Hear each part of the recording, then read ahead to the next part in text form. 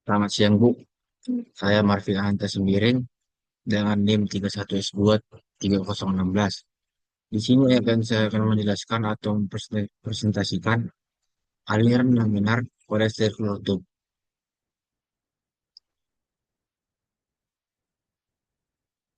Adapun organ yang akan saya jelaskan yaitu penentuan sistem dan elemen, menentukan kontur volume, menentukan persamaan flux dan momentum, menentukan persamaan distribusi kecepatan, menentukan persamaan kecepatan maksimum, menentukan persamaan kecepatan rata, dan menentukan laju alir volumetrik. Apa itu aliran laminar? Aliran laminar adalah aliran fluida yang terjadi ketika partikel-partikel fluida bergerak secara teratur tanpa adanya gangguan atau turbulensi. Dalam aliran laminar, setiap lapisan fluida bergerak secara paralel tanpa saling bercampur atau bertabrakan. Pendahuluan, aliran fluida dalam tahap melingkar atau sirkular itu sering dijumpai dalam bidang fisika, kimia, biologi, dan teknik. Aliran laminar fluida dalam sirkular itu dapat dianalisis dengan menggunakan keseimbangan momentum. Untuk aliran steady state, persamaan raca momentum yang kebanyakan adalah laju momentum in dikurang laju momentum out ditambah gaya yang bekerja sama dengan nol. Nah, di sini sistem dan kontrol volume. Di sini saya menampilkan sebuah asumsi yaitu pada sebuah tabung, tabung atau silinder. Pada circular tube sistem yang digunakan adalah silinder atau silindrikal, di mana terdapat kontrol volume yaitu air jet. Tapi pada kasus ini data tidak ada karena tidak ada perputaran sehingga dapat diabaikan. Nah, di gambar ini saya akan menjelaskan sedikit bahwa L ini merupakan panjang dan R ini merupakan diameter jari-jari. Nah, sehingga diameternya itu jadi 2R dan ini merupakan titik awal atau titik R dari aliran, di mana kita membuatnya pada titik yang di atas. R itu merupakan arah titik atau titik arah aliran sesuatu jari-jari, dan jet itu merupakan titik arah aliran fluida, yaitu dari atas menuju ke bawah. Dan selanjutnya itu asumsi yang digunakan. Yang pertama itu aliran laminar, di mana mu dan rho konstan akibat incompressible. Incompressible sendiri berarti fluida tersebut dapat dimampatkan, dengan kata lain mu dan rho tetap konstan meskipun terdapat perubahan tekanan. Yang kedua itu kondisi steady state, di mana tidak ada accumulation di dalam persamaan derajat momentumnya. Yang ketiga itu arah aliran mengalir sepanjang jet, maka terdapat pengaruh P. P itu merupakan tekanan dan G, yaitu gravitasi. Yang keempat itu dipengaruhi oleh fungsi R. R itu merupakan jari-jari. Yang kelima itu boundary condition yang terjadi solid liquid interface, di mana tidak ada slip, sehingga kecepatan fluida sama dengan kecepatan padatan. Yang keenam itu fluida mengalir ke arah jet karena dipengaruhi oleh gaya gravitasi. Yang selanjutnya itu saya kembali melampirkan atau mengasumsikan gambar partikel dari silinder yang saya tadi pertama jelaskan. Nah, di sini saat Vz sama dengan nol bersentuh langsung dengan solid, maka kecepatannya menjadi solid, yaitu nol. Tapi nilai tol maksimal. Nah, dari situ kita bisa mendapat nilai Vr sama dengan nol, Vz tidak sama dengan nol, dan Vθ sama dengan nol. Vz tidak sama dengan nol karena fluida yang mengalir hanya di sepanjang jet. Nah, fluida, fluida yang mengalir di sepanjang jet itu maksudnya itu fluida itu hanya mengalir di sepanjang fluid. Maka dinding-dindingnya saja. Maka Vz tidak sama dengan nol. Nah, di sini Vz sama dengan nol, yaitu distribusi kecepatan. Nah, sedangkan Vz sama dengan max, yaitu eh, aliran aliran maksimalnya itu terdapat di pada titik ini. Nah, setelah itu tau Rj sama dengan nol merupakan distribusi tegangan. di mana tayar jet maksimalnya itu berada di titik ini, mengarah ke bawah. Nah, selanjutnya flux momentum. Di sini saya lampirkan gambar asumsikan partikel dari polida, di mana di sini terdapat titik di mana momentum masuk dengan eh, bisa kita tulis flux jet saat jet sama dengan nol, yaitu flux jet saat momentum masuk, di mana jet sama dengan nol di sini dan di sini momentum itu keluar, flux jet sama dengan flux jet momentum keluar, di mana flux jet sama dengan L. Nah, setelah itu di sini momentum masuk pada R, di mana flux R jet R sama dengan flux jet momentum masuk pada R. Nah, sedangkan ini delta R, sini momentum keluar pada R ditambah delta R, di mana flux R jet saat R tambah delta R sebenarnya flux jet. Nah, selanjutnya itu laju momentum. Nah, dari laju momentum ini kita bisa mencari persamaan rasa momentumnya. Nah, di sini saya sudah melampirkan laju momentum in dan laju momentum out. Gaya yang bekerja yaitu 2 mu 2 mu R delta R L dikali PG. Nah, maka persamaan rasa momentumnya itu dengan rumusnya itu laju momentum in dikurang laju momentum out ditambah gaya yang bekerja sama nol. Di mana kita masukkan yaitu mu 2 mu R L dikali flux R Z saat R dikurang mu 2 mu R L dikali flux R Z saat R tambah delta R ditambah 2 mu R di delta R dikali flux Z saat Z sama dengan nol dikurang 2 mu R di delta R dikali flux Z saat Z sama dengan L ditambah 2 mu R delta R L sama dengan nol. Nah, selanjutnya dilakukan operasi perhitungan pada neraca momentum yang telah diperoleh dari flux momentum untuk memperoleh distribusi kecepatan.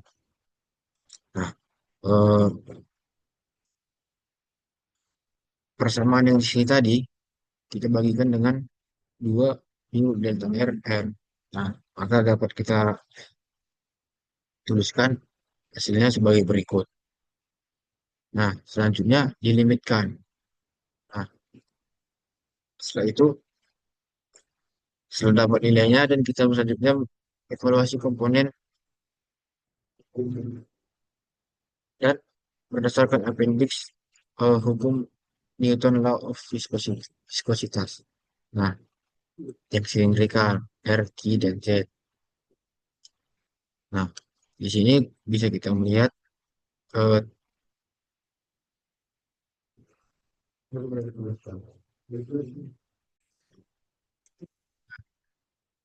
nah, selanjutnya di sini flux RZ sama dengan tau RZ ditambah V VR VZ sama dengan dikurang mu dv Z per DR ditambah PVR VZ. Nah, selanjutnya itu untuk yang flux ZZ sama dengan tau ZZ ditambah PVZ VZ ditambah V sama dengan V dikurang 2 mu dV Z per DZ ditambah P VZ VZ. Nah, setelah itu flux RZ sama dengan tau RZ ditambah V VR dan VZ sama dengan 0. Sama dengan kurang mu di VZ per DR ditambah P VR VZ sama dengan 0. Dikarenakan VR 0 maka dapat dituliskan seperti ini. Nah, selanjutnya kita masukkannya. Nah, setelah kita dapat nilainya, kita selanjutnya mengintegralkan. Nah, diintegralkan bersama berikut. Di mana C1 merupakan distribusi momentum dan C2 itu merupakan distribusi kecepatan. Selanjutnya kita menentukan boundary condition untuk C1. Di mana saat R sama dengan 0, tak R sama dengan finite. Di mana artinya itu mempunyai nilai tetapi tidak bisa didefinisikan. Nah, sini C1 sama dengan 0. Jadi saat R kecil sama dengan R besar, jadi akan maksimum. Nah, type RZ sama dengan P0 dikurang PR per 2R dikali R. Melalui hukum viscositas ditentukan dari appendix B1, tak RZ sama dengan TRZ sama dengan min mu kali dvr per dz ditambah dvz per dr. Nah, karena vr sama dengan 0, maka tak derajat sama dengan min mu dvz per dr. Setelah itu substitusi tak derajat ke persamaan trz. V0 kurang Vz per 2 n kali R. Selanjutnya min mu dvz per dr sama dengan V0 dikurang Vz per 2L itu pangkat R. Nah, selanjutnya diintegralkan. Nah, setelah itu kita mendapatkan integral dvz sama dengan min P0 per dikurang PL per 2 mu L.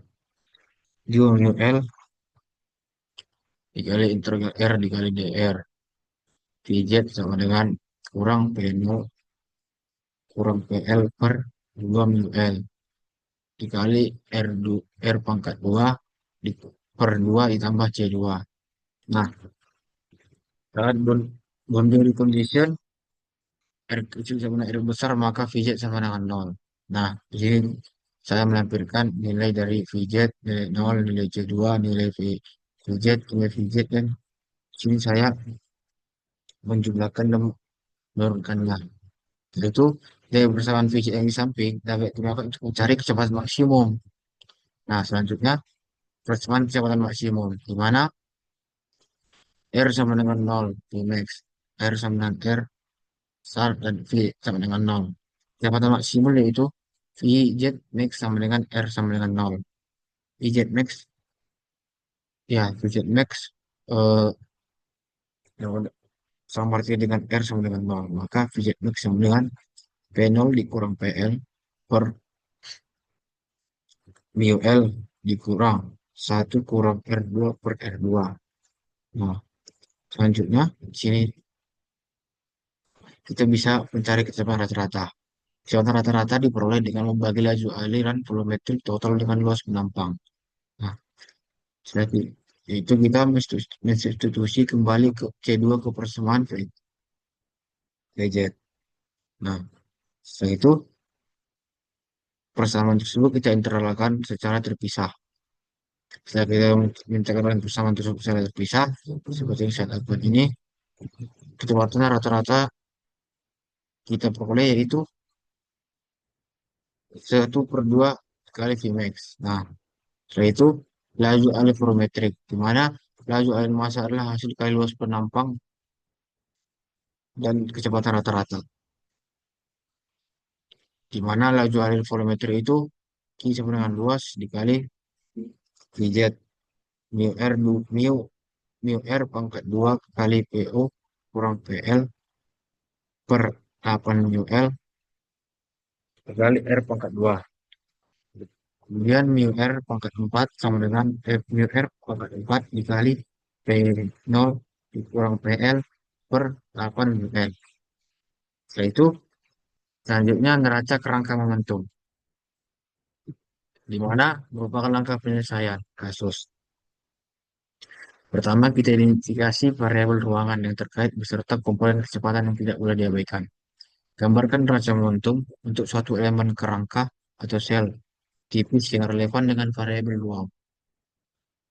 Buat ketebalan kerangka sel mendekati nol atau differential equation. Integrasi persamaan tersebut, distribusi flux momentum. Sisipkan hukum viskositas Newton atau differential equation of velocity.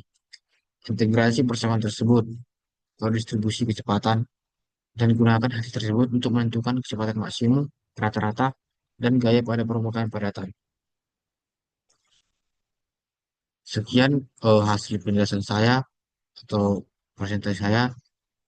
Mohon maaf jika ada tutur kata saya yang kurang berkenan. Saya minta maaf. Terima kasih, Bu.